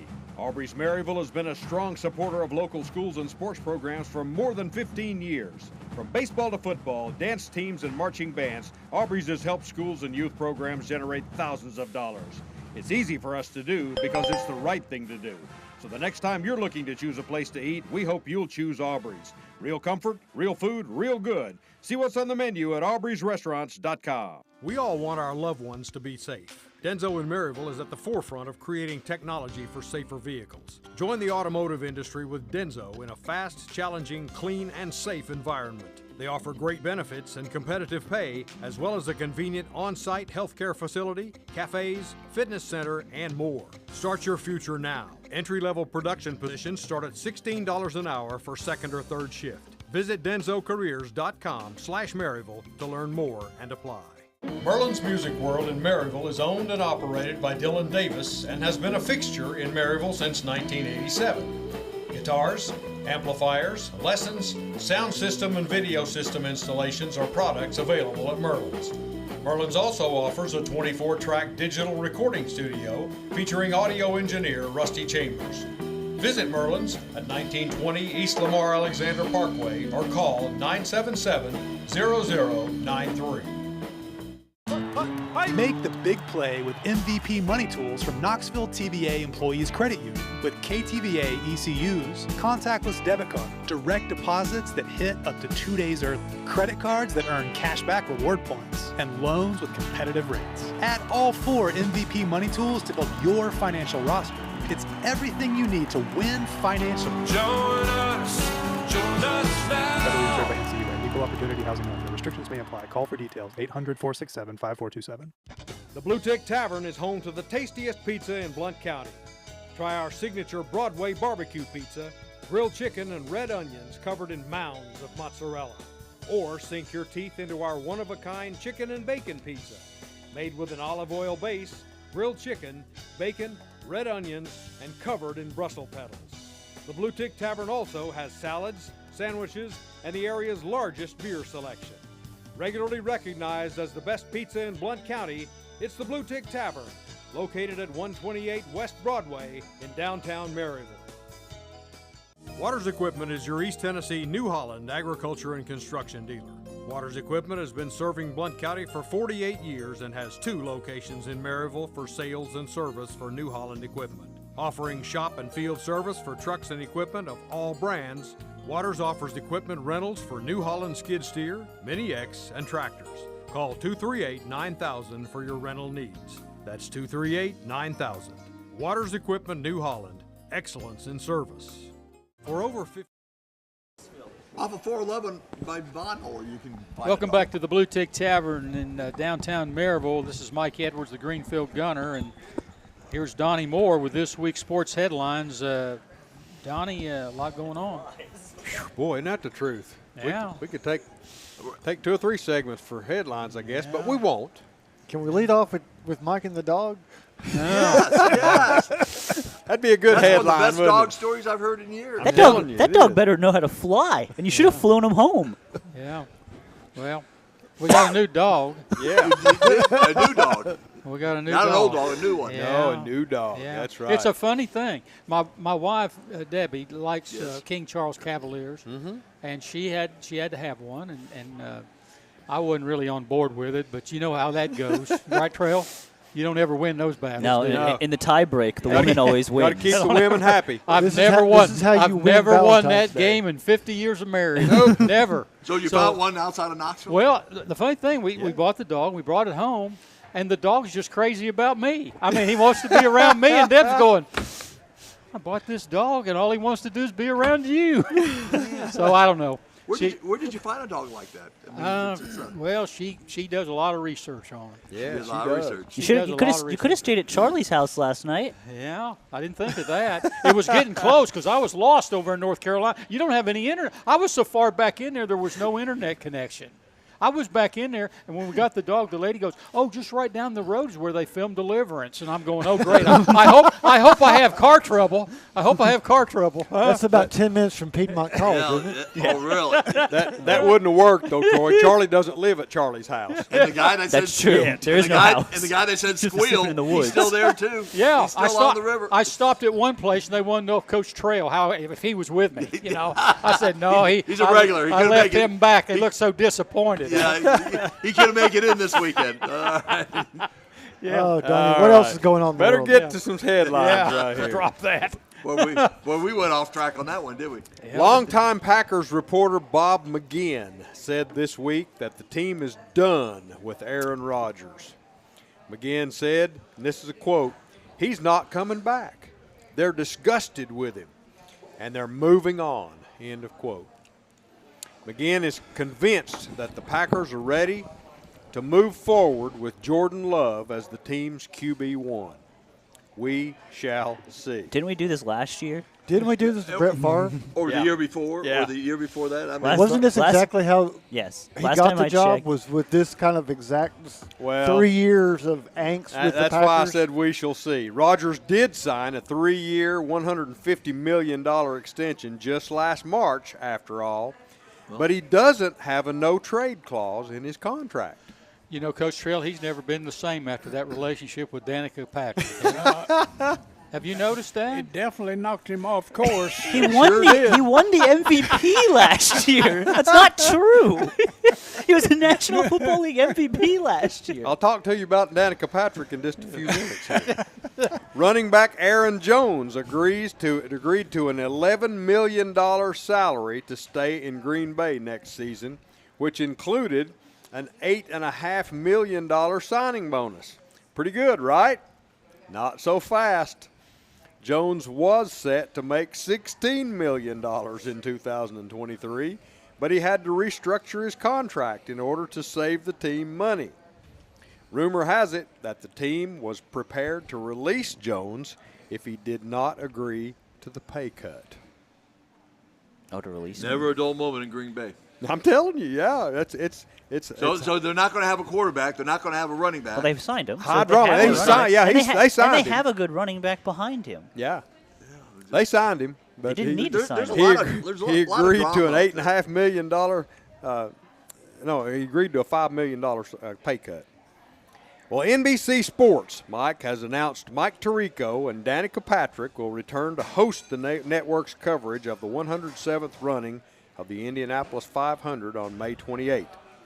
Tirico made his debut as NBC Sports host of the Indy 500 during its inaugural broadcast in 2019 and has served in the same role since. Patrick, who made 8 Indy 500 starts with a best finish of 3rd in 2009, has served as a studio analyst and an analyst on the Peacock Pit Box beside Pit Lane for Indy broadcasts. NBC Sports lead IndyCar commentary team of Lee Diffie, Townsend Bell, and James Hinchcliffe will anchor the play-by-play with additional commentators to be revealed later. Yeah, we've been a little hard on Danica this morning, but she could have actually won that race that she finished 3rd. She did. She ran low with the fuel, and she was in the lead, and she sure was was. running away. Yep. And they had to slow her down because she didn't have enough fuel to finish, and Right. that's why she finished That's 3rd right. that year. Yeah. Well, the 2023 finalists for the Naismith Basketball Hall of Fame were announced yesterday.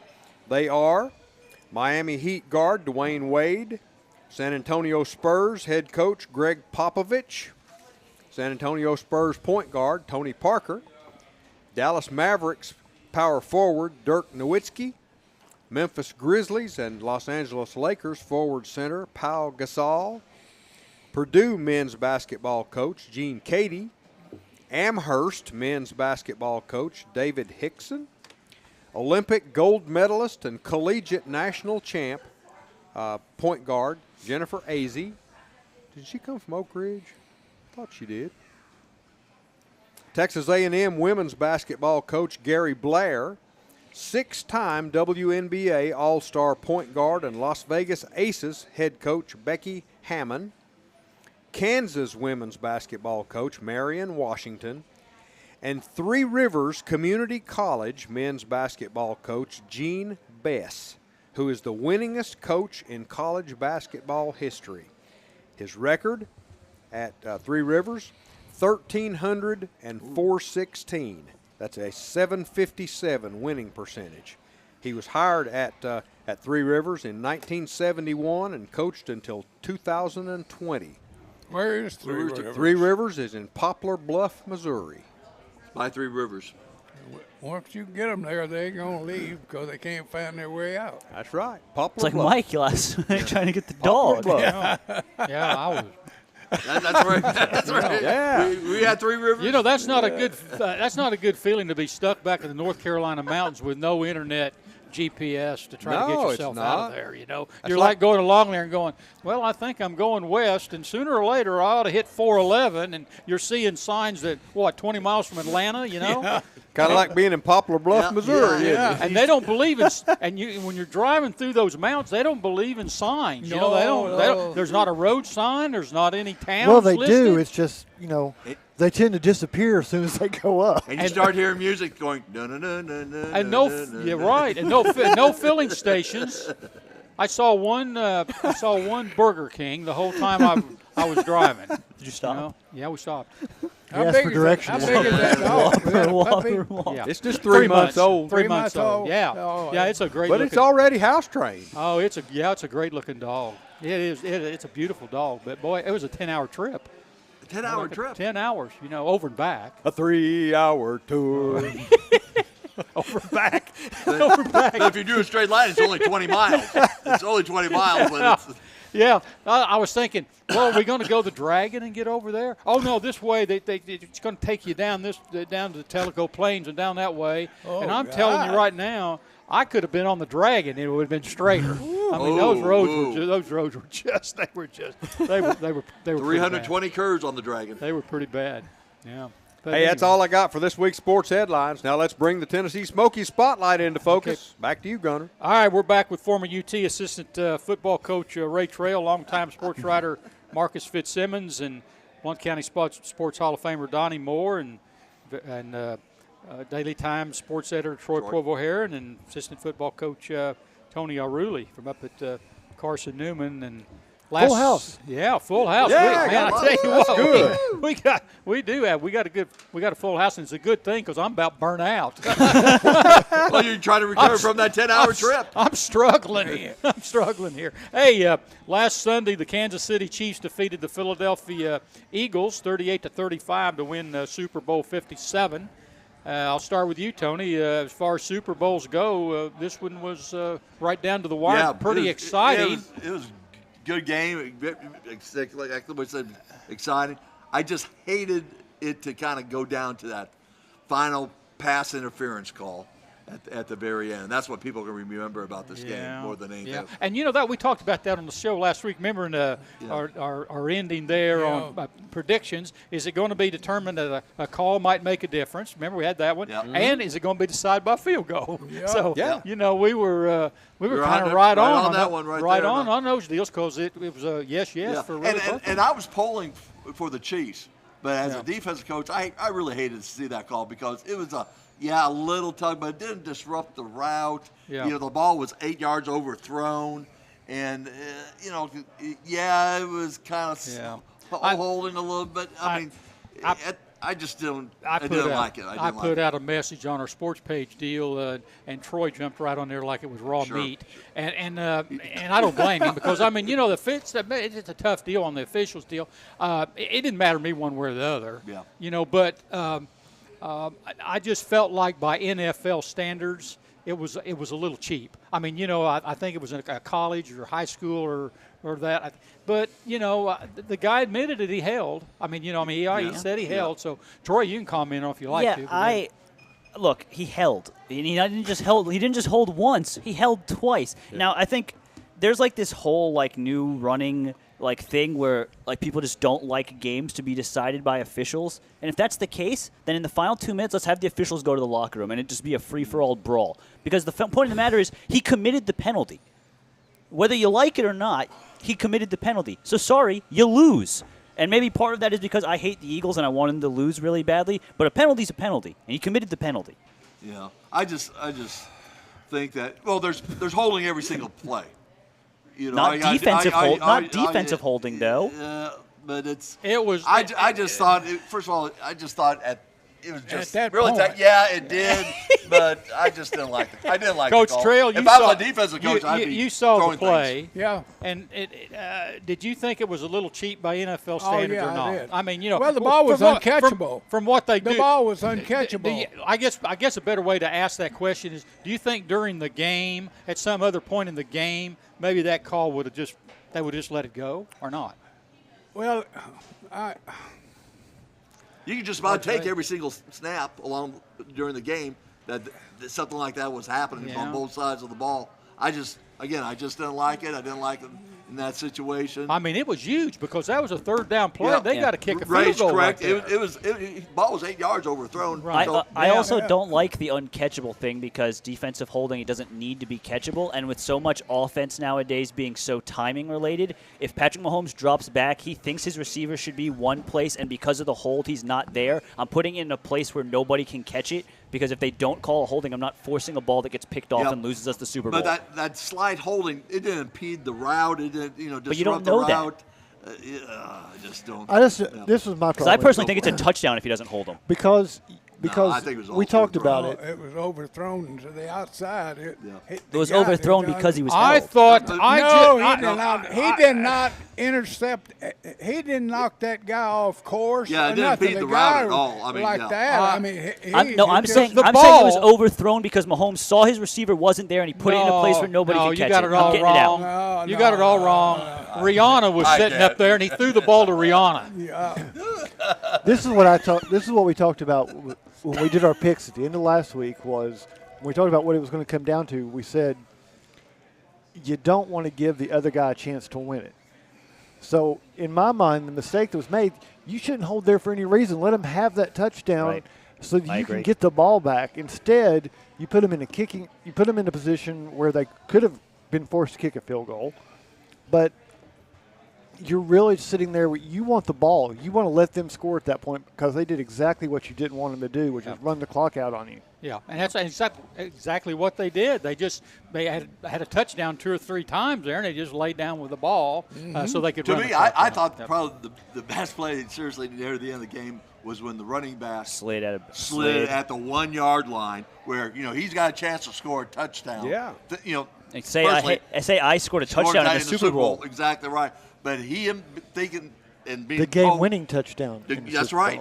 To go down at the 1 yard line, to me that kind of sealed it for the Chiefs and all that. Having that discipline. Chiefs clock management was superb. Yeah, it was fantastic. Well, I'll tell you, because if he goes in and scores, now Philadelphia's got a minute and a half. Well, the Eagles were lucky to even be in the game. I mean, when you give up 2 fumbles for touchdowns. One of them got called back. And then one of them, the guy down to the 10-yard line. Kadarius Toney's 65-yard punt return. Yeah. That was a big play, too. What happened? What is the punter doing there? Well, he kicked a low line. But really, he kicked it to the wrong side of the field, too. Yeah, the problem is it was the coverage. They all bunched up together on outside the right hash. They did not spread that field, which allowed him to make that cutback. Then there was no one there. That was really nobody. Important. It was a bad kick. It was a low line drive. But more importantly, the coverage. No, I think they said they was trying to kick it to where the bunch was, and he miskicked it. Yeah, I mean the whole snap was. I mean the whole thing was wrong in terms of punt. But the coverage was terrible. He had a wall set up. There's no doubt about that. Coach Trail, going into the game, everybody was looking at. Was each one of these quarterbacks going to have enough time to throw the ball? But, both offensive lines really did an outstanding job in this football game. These quarterbacks, they had plenty of time to throw the ball for the most part the entire game. Right, And you think about, Patrick Mahomes, what a great game he had, 21 of 27 for 182 yards, 3 touchdowns. He was 13 for 14 passing and 93 yards and 2 touchdowns after the ankle injury. But if he doesn't win the game, Jalen Hurts wins the game. He's the MVP. He was fantastic. He had just as good a game at quarterback and Mahomes, if not maybe a little bit better game. Huh? You know, the thing, Philadelphia can say, honestly, our mistakes killed us. Our fumbles killed us. And really, that's all you can say. I mean, when you give up 2 touchdowns on fumbles in that kind of game, you know it's going to be a tight game. Well, golly, you're helping them all you help them. A big factor in the game also was that Philadelphia came in, they led the league in sacks, right? Yeah. And Troy and I are thinking alike, so that's a little dangerous. Yeah. But that's the big key Well, right there. here's the thing. You know me, Mike. I'm the resident gambler. I put a lot of money on the Chiefs because here was the thing I thought. The Eagles, for as good as their defensive line was on paper, you really look at their football games. One, their schedule was below average at best, and in a lot of those games, they were up double digits. What does that mean? Your defense is allowed to pin its ears back and go after the quarterback because the other team has to throw the ball. You know what wasn't going to happen? The Eagles weren't going to get up 14 points on the Kansas City Chiefs. Patrick Mahomes is too good for that. Yeah. And it played out exactly how it was going to play out. They almost got there. A sack. If they don't have that fumble return, the Eagles are up 17, right. And they can do that. But that was a 14-point swing with that fumble, and that kept Philadelphia defense from doing what it wanted to do. You know, Marcus, at the half, it was 24-14. But in the second half, the Chiefs, they were flawless. They had no penalties. They had no punts. They had no called penalties. They had 1 incompletion. Almost unbelievable, huh? What they did the second half to come back. And one of the biggest things there was, like Nick Sirianni did a great job with the Eagles this year, but this is his first time in a game like this. Andy Reid's been here, feels like 20 times. And so in that Super Bowl, that halftime show, you get an extended halftime. Andy Reid made sure that in that 30 minutes, the Chiefs knew exactly what they needed to do to win that football game at halftime. I felt like they came out in the second half as the much more prepared team for what was about to happen in the Eagles. One person, Mahomes. Patrick Mahomes. Whatever cream they gave him at halftime, I need that in my medicine shelf. Because, boy, he looked good.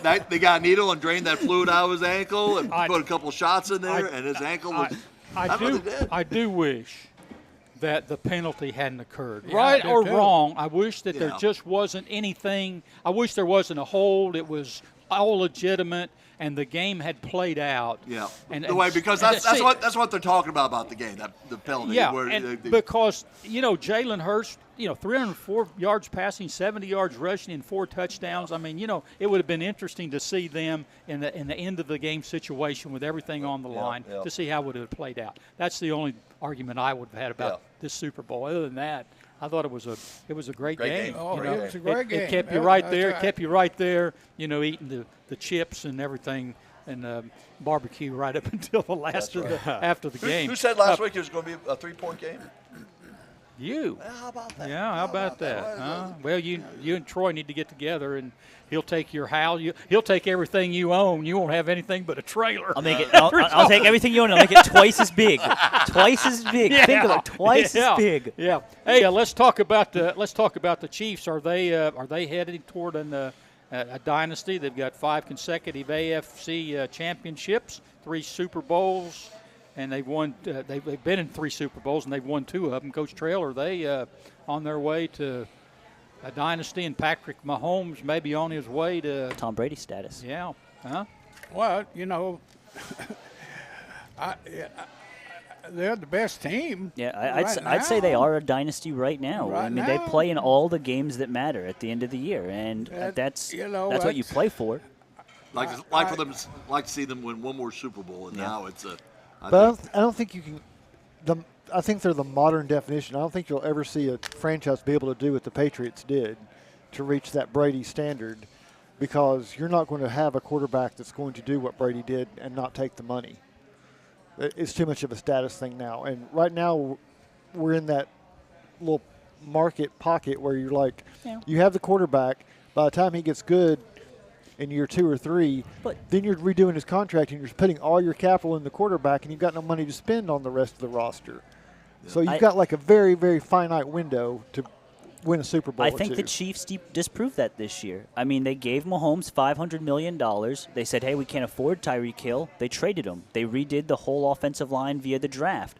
They moved some defensive pieces around. But you're not. They were lucky that they could redo the line by the draft. That's not going to happen. I mean, very often. that's a good organization that knew what they needed to do. You're I not just going think to have they a draft proved- without that kind of lineman crop to be able to do that consistent. I That's think a the big once in a unknown in 5 all or 6 this year is thing. Brady remarkably stayed healthy. Yeah. All of Oh, those yeah. years. I thought that's the key to dynasties and longevity. And can this quarterback, reach the status of a Brady or even a Joe Montana? I mean, Joe Montana hadn't been talked about very much, but he won a lot of Super Bowl rings himself out there. So He does a great beer commercial too. Yeah. What you worry about with these very active and mobile quarterbacks, who does a great job running the ball, is that injuries. All right, when you see Cam Newton, those type of quarterbacks, that run the ball and are effective running the ball, but you know what, they're getting hit too as well, yeah. and that affects their longevity. As a top level type of quarterback. Brady was not that type of guy. But it also limits. You can only do that in the NFL for so long, no matter even if you're not getting touched, because you're not going to be fast enough to do that very long. Right. Yeah. Donnie Moore, you've been sitting over there real quiet, so let's get to something really important about the Super Bowl. First of all, the flyover, the all-female crew, and we were all holding our breaths on that, and that was completed. It sure was. And it was flawless. Ray was. So yes. and then Rihanna came out and did her halftime show. So you're very good at looking at entertainment and critiquing entertainment and give us an honest opinion. What is your take on Rihanna there to have? You know what? Rihanna has a beautiful voice. She doesn't sing my type of music. I didn't understand one word she said. She's not my cup of tea. Yeah.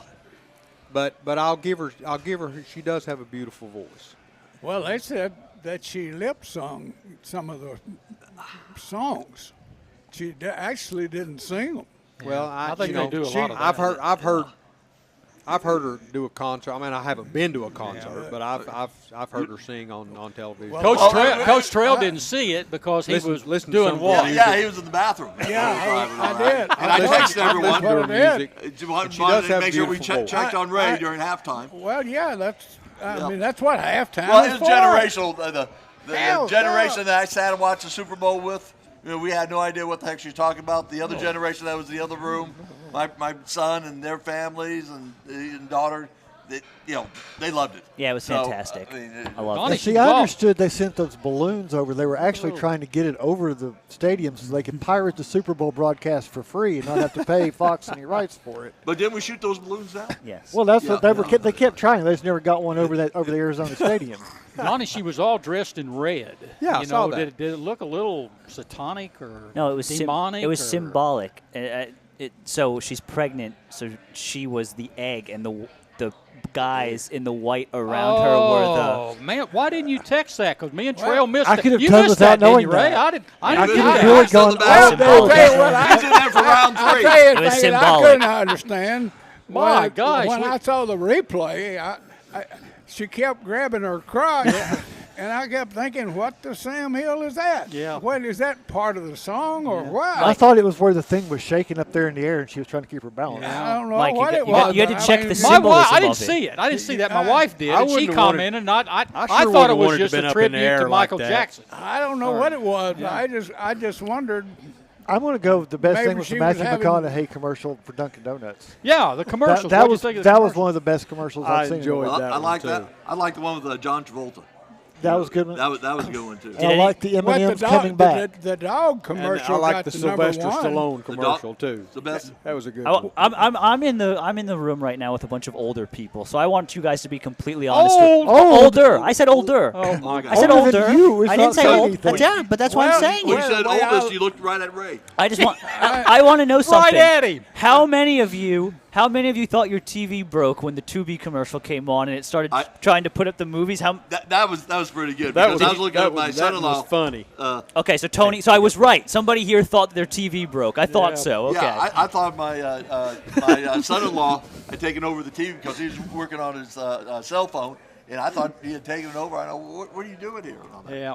Hey, it's time for a break, and when we return, the panel will look at some bold predictions. You're listening to the Goatee Sports page, and now stay tuned for the best in local sports.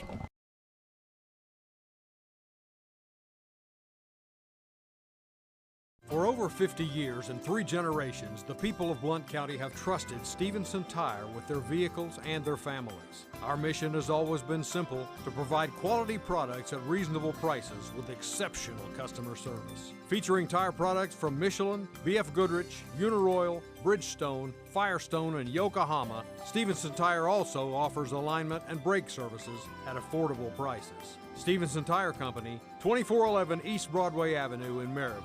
Call 983-1621 or online at StevensonTire.net. Your newspaper? That's right.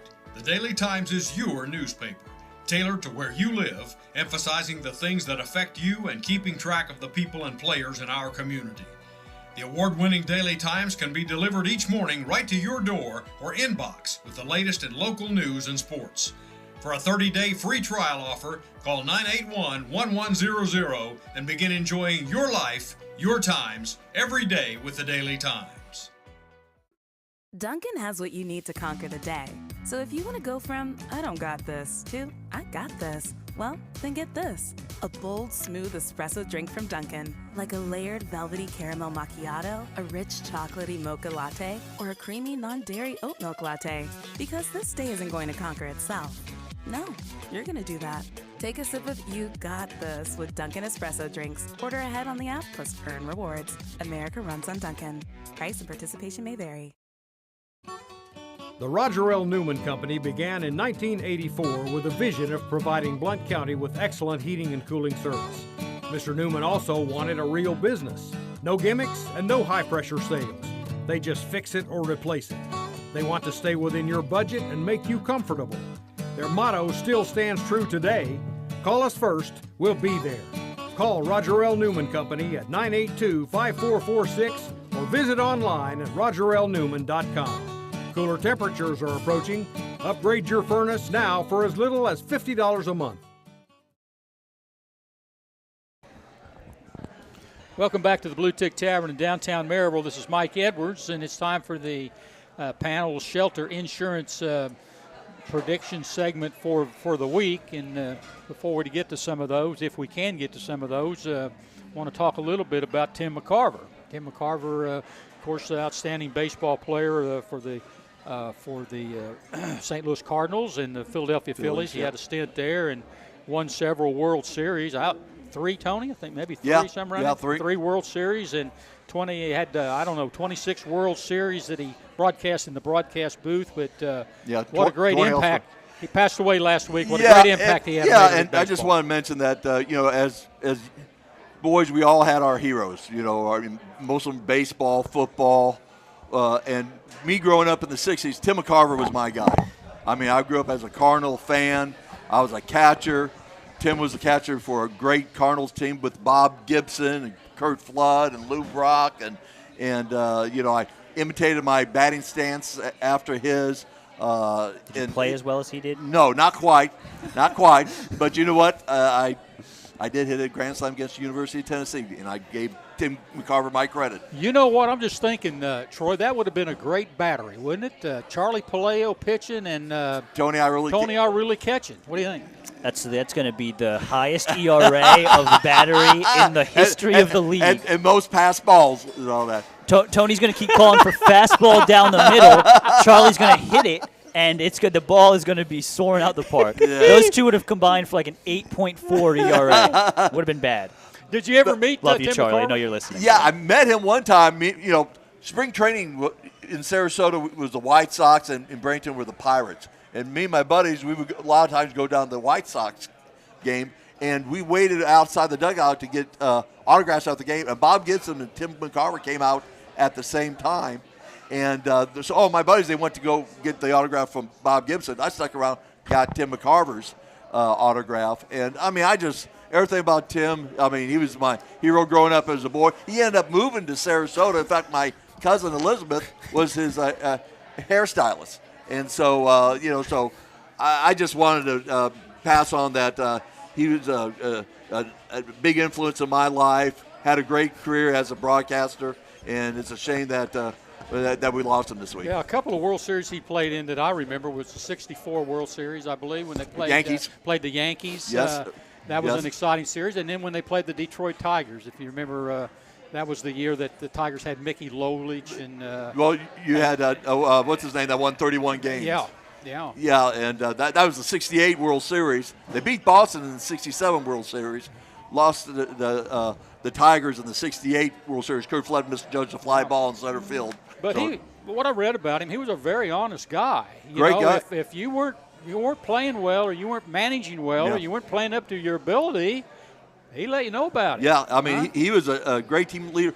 At the time Steve Carlton was one of the premier pitchers. And the Cardinals traded Carlton to the Phillies, and he told the Phillies that he wanted McCarver to join him. And so throughout his career at the Phillies, whenever Steve Carlton would pitch, Tim McCarver was always his catcher. And McCarver caught for about 16 years, which is absolutely a long time for a catcher. That 31-game winner, we'll probably never see another one. Denny McClain. Denny McClain. That's right. And, yeah. I remember when he broke that record, maybe Coach Trail around, but I remember watching the game, and Dizzy Dean was there. He was, I think, the last 30-game winner. That and he was still a broadcaster. living. He was a broadcaster in the '60s. Yeah, and he when he broke it, I think he gave him the ball or whatever. It was an interesting day. Well, it was interesting when they played each other in the World Series in '68. McClain lost 2 games in the World Series. The big pitcher was Mickey Lolich for the Tigers. that won 3 of them. Yeah. Well, I got a story. Yeah. I played against Tim McCarver. Did you really? Is that right? In American Legion. He was from Memphis. He's from Memphis, right? Yeah. See, I just lived right and that's across where he the passed river away. there. He passed away. I lived 30 miles from Memphis, and I played against him in American Legion baseball. Yeah. Really? Yeah. Well, he was just a good guy. And listen, we loved him. Coach Trail was a good baseball player. He had a good average. When you came to the plate, did he fastball coming in there on you, or no, it's going to be a curve? No, he was a very quiet guy, really. Yep. I mean, he was not. They told us it was Tim McCarver that he was going to be a great player, and on most of those teams, you have 1 or 2 that are pretty good players, which I was on a team that had a bunch of good players, thank the Lord, because, we wouldn't have won as many games as we would. But Tim McCarver was a quiet guy, and he was a no bullcrap kind of person. He was a pretty reserved person. And a hell of a catcher. Yeah, though. and he could run too. He's got the all-time record for most triples ever by a catcher. He had like 13, 14 in one season. Left-handed hitter. Left-handed hitter. Yep. He'd have his hands up high near his ear. Yeah, and behind the plate, steady. Yeah, absolutely. Yeah, steady behind the plate. I mean, and he caught some pretty tough guys. Oh, isn't he? Oh, yeah. Bob Gibson. He caught Gibson. The thing with him and Bob Gibson, he would throw tantrums a lot of times out on the mound, and McCarver was always the only one that could go out there and tell him to settle down and would stand up to Gibson and, to regain his composure and all that. And they were just a great pitching catching battery. When I played against him, he was like the manager of the team. I mean, it was funny that their manager never did go out and talk to a pitcher. He always went and talked to the pitcher. Well, that tells you there how knowledgeable he was. Yeah, I mean, he was the manager you never saw, and if they exchanged pitchers, he would be the first one out there to talk to him and everything else. The manager. Yeah. Joe Buck gave him a great tribute too, because they worked together for 16 years in the booth. And he said, next to his father, he's had obviously the most influence in his life. And so we've lost him and Raquel Welch all in the same week. I bet he hopes it goes the same place. It's getting rough. Troy just asked me Raquel who? Yeah, Raquel Welch. Yeah. You guys are so old. Yeah, she's. Hey, let's make a prediction. Tennessee is at Kentucky today. That game is at 1 o'clock on CBS. Important game to both teams. Let's start with Donnie Moore and go around the table here. Who you like, Donnie? You like you like Tennessee and Waller ball today, or do you like up and down Kentucky? I'd say this is a must game for the Vols today, so I'm going to pick Tennessee. All right. Tony? I'm going to go with Kentucky because I really don't know how Tennessee's going to – who's going to show up. I mean, it won't surprise me that Tennessee wins, but I'm saying Kentucky at home. I thought Kentucky beating Tennessee in Thompson Bowling would be a spark plug for them this season. It has not been that. As much as he doesn't know what Tennessee team is going to show up, I have even less of an idea of what Kentucky team shows up. And I'm going with history today. Rick Barnes always finds a way to beat Kentucky once. He finds a way to do it again today. Yeah. Marcus? I'm saying Kentucky's going to pull this out because Marcus hates Tennessee. The middle, I think Tennessee wins over Tennessee are going to book in what there is as a highlight of Kentucky's season, and it's really going to fall off from here. Yeah. Coach Trail? I'm going to say Kentucky. I hate to say that, but I don't know. This team, Tennessee, is up and down and up and down. And I don't know that but so is Kentucky. I agree with that, but the only thing I'm betting on is Kentucky's at home. Yeah, you're right. Yeah, that's the only thing I'm saying. I'm not saying Kentucky's a better team or Tennessee's a better team. I'm just saying playing at home has always been a good thing. I keep waiting for Texas A&M to falter. And they're sitting there at 11-2 or 12-2 or whatever. They're 11-2, I think, in the league, in second place. And Tennessee is in a really big stretch right here. They've got to go to A&M next Tuesday. But boy, the middle of this league, Kentucky's got 5 losses. Tennessee's got 4 losses. Auburn's got 5 losses. But then you got Missouri, Vanderbilt, and Florida. They all got 6 losses. So I mean, from third on down to the bottom in this league, you're talking about every game meaning something. Sure. Oh, yeah. Every night from here on out, the next 5 games, because of the seeding in the tournament, I mean, there can be some real movement in here because there's not a whole lot of difference in these teams. That's exactly right. And a lot of parity. You talk about parity in basketball across the United States. Look at the parity in this league. Sure. Taking Alabama out there a little bit. Yeah. So, and the thing is. And not too many people are really talking too much about Texas A&M. Yeah. I mean, they seem to be missing a lot of conversations. I don't know. I've got a lot of apprehension. Yeah. Because Tennessee's coming off of a big win. Yep. I don't like these big wins. Yep. And then playing that next game. I just hate them. Yeah. So as a result of that, I'm going to kind of go against the norm. I would normally probably pick Kentucky up there. And Rick Barnes, I don't think has ever been swept, by Kentucky. But I'm going to go with Tennessee, counting on them playing that tough defense up there, and just it being a knockdown, drag out, physical fight, and maybe get Schwebwe in some trouble up there, foul trouble, to where he has to sit and prevent them from getting any flow in their offense, and maybe that's how it turns out. So I'm going to go with the Vols. Good but deal. I'm not overly confident about that pick. I can tell you that right now. Donnie Moore's over here jumping up and down like he's got to go to the restroom. So I think it's about time to blow the whistle, huh? Hey, that'll do it for today's edition of the Goatee Sports page. And, Tony, I really thank for showing up. And thanks for everybody being in here. Troy is back this week, and he's not normally. We had a full crew in here, and it was a lot of fun. Thanks to Aaron Ishmael at Loud Media, our host, the Blue Tick Tavern, all our sponsors. For Donnie Moore, Coach Ray Trail, Marcus Fitzsimmons, and Troy Provo Heron. Until next Saturday, this is Mike Edwards, the Greenfield Gunner, wishing everyone good sports. And that's the final whistle. Join us again next Saturday for the Goatee Sports page. The best in local sports since 1978.